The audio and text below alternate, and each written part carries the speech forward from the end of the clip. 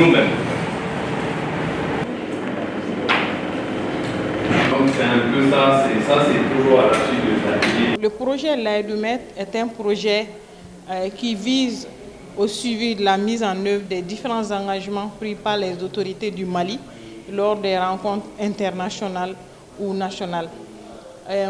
C'est un projet qui est financé par l'OAS et qui est mis en œuvre par un consortium au niveau de la société civile en faveur de la planification familiale. Il y a Ebenezer, l'ONG AMSOT. Et le projet est logé sous le leadership du groupe Pivot Santé. L'un des grands défis du projet était la création d'une plateforme comme outil de suivi des engagements.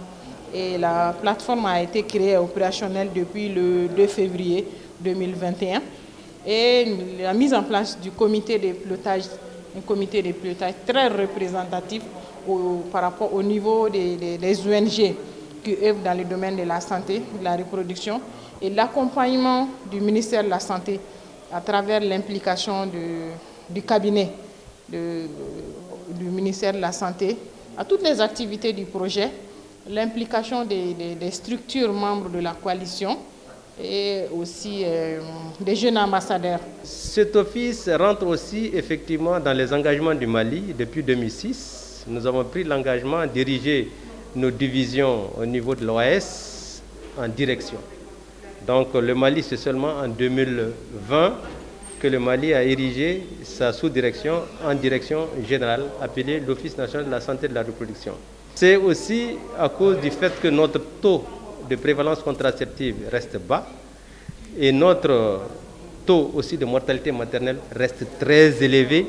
Donc il nous faut avoir un outil de coordination assez important, resitué, pour pouvoir mobiliser les ressources, coordonner les efforts, essayer de faire en sorte que les soins de santé en matière de mères et enfants soient au dernier kilomètre.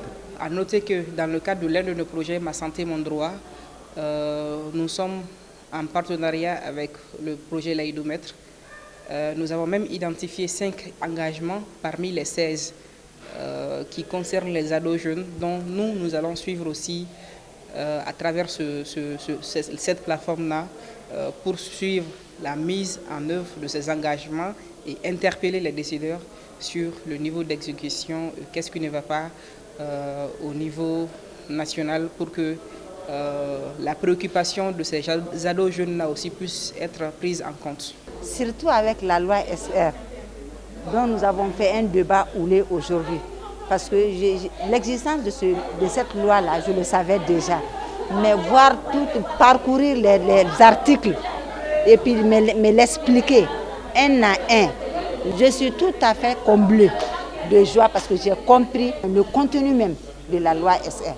Ça va beaucoup me servir dans le temps. Merci.